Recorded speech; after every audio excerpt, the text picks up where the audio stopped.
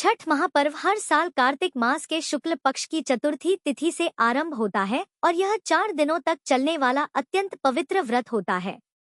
इस पर्व की शुरुआत नहाय खाए से होती है और इसका समापन उगते सूर्य को अर्घ्य देने के साथ किया जाता है। धार्मिक मान्यताओं के अनुसार छठी मैया को कुछ विशेष वस्तुएं अर्पित करने से स्त्रियों को अखंड सौभाग्य और पति की दीर्घायु का आशीर्वाद प्राप्त होता है। पूजा के समय चावल, चने, सिंदूर, मिठाई, 7 प्रकार के फल, गुड़, घी से बने ठेकुए और श्रृंगार की सामग्री चढ़ाना शुभ माना जाता है। ऐसा करने से छठी मैया प्रसन्न होती हैं और अपनी कृपा बरसाती हैं। पहला दिन नहाय खाए। इस दिन व्रती महिलाएं पवित्र नदियों या तालाबों में स्नान करती हैं और सात्विक भोजन ग्रहण करती हैं। मान्यता है कि ऐसा करने से शरीर और मन शुद्ध होते हैं तथा व्रत की शक्ति प्राप्त होती है। दूसरा दिन खरना। खरना के दिन व्रती महिलाएं दिन भर उपवास रखती हैं और शाम को रोटी व गुड़ की खीर का प्रसाद तैयार करती हैं। इसे पहले छठी मैया को अर्पित किया जाता है, फिर व्रती स्वयं व परिवारजनों को प्रसाद बांटती हैं। इसी दिन से 36 घंटे का निर्जला व्रत आरंभ होता है, जिसमें न जल पिया जाता है और न अन्न ग्रहण किया जाता है। तीसरा दिन संध्या अर्घ्य।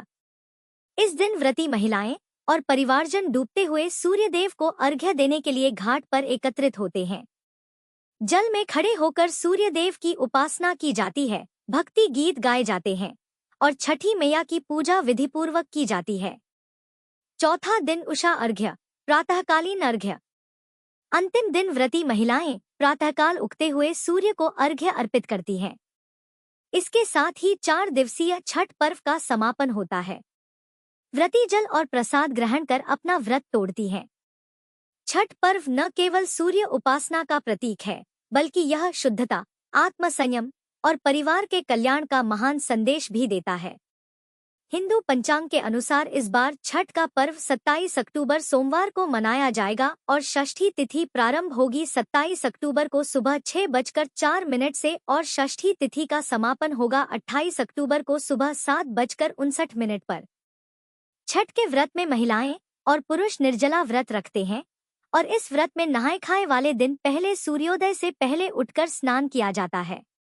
घर की साफ सफाई करने के बाद चने की दाल, कद्दू की सब्जी और चावल का प्रसाद बनाया जाता है और यह शुद्ध शाकाहारी भोजन व्रत और परिवार के अन्य सदस्य ग्रहण करते हैं। स्कंद पुराण के अनुसार इस दिन से छठी मैया की कृपा शुरू होती है। दूसरा दिन होता है खरना या जिसे लोहंडा भी कहते हैं और खरना पर व्रती नए चूल्हे या मिट्टी का चूल्हा बनाकर उस पर गुड़ की खीर और रोटी आदि बनाते हैं। इस प्रसाद को ग्रहण करने के बाद अगले 36 घंटे का निर्जला व्रत शुरू हो जाता है। मान्यता है कि खरना के बाद छठी मैया घर में विराजमान होती हैं। संध्या अर्घ 27 अक्टूबर को रहेगा, जिस दिन व्रती निर्जला उपवास रखते हैं। सूर्यास्त के समय नदी या तालाब में खड़े होकर डूबते हुए सूर्य को बांस के सूप में फल, ठेकुआ और मिठाई, गन्ने आदि के साथ अर्घ देते हैं। छठ पर्व के अंतिम दिन यानी उषा अर्घ वाले दिन सूर्योदय से पहले ही नदी किनारे उद्यागामी सूर्य को अर्घ दिया जाता है, जिसमें किसी पवित्र नदी या तालाब में कमर तक पानी में खड़े होकर सूर्य देव को अर्घ देने के बाद 7 या 11 परिक्रमा करने के बाद व्रती प्रसाद ग्रहण करके अपना व्रत खोलते हैं और यह दिन संतान और समृद्धि की कामना को पूर्ण करता है। छठ पूजा सूर्य देव की उपासना का प्रतीक है, जो जीवन में शक्ति और ऊर्जा का स्रोत है और धार्मिक पुराणों के अनुसार छठी माई संतान की रक्षा करती है। इसलिए इस दिन भक्तों को श्रद्धा पूर्वक छठी माई का यह व्रत करना चाहिए। एक बार फिर से ध्यान रखिएगा, 25 अक्टूबर शनिवार को नहाय खाए किया जाएगा, जिस दिन सूर्योदय होगा सुबह 6:28 पर और सूर्यास्त का समय शाम 5:42 रहेगा।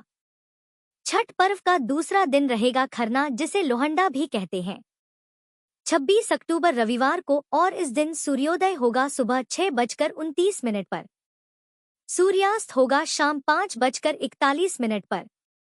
छठ का तीसरा दिन रहेगा 27 अक्टूबर सोमवार को, जिस दिन संध्या अर्घ दिया जाएगा और इस दिन सूर्योदय होगा सुबह 6:30 पर और सूर्यास्त का समय शाम 5:40 रहेगा।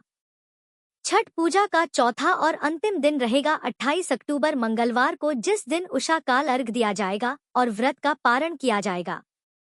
इस दिन सूर्योदय होगा सुबह 6:30 पर और सूर्यास्त का समय रहेगा शाम 5:39। यह था आज का हमारा वीडियो, छठ महापर्व की संपूर्ण जानकारी। आशा करते हैं आपको यह वीडियो पसंद आया होगा। अगर वीडियो अच्छा लगा हो तो लाइक, शेयर और चैनल को सब्सक्राइब जरूर करें, ताकि ऐसी ही धार्मिक और उपयोगी जानकारियां आप तक हमेशा पहुंचती रहें। जय छठी मैया की।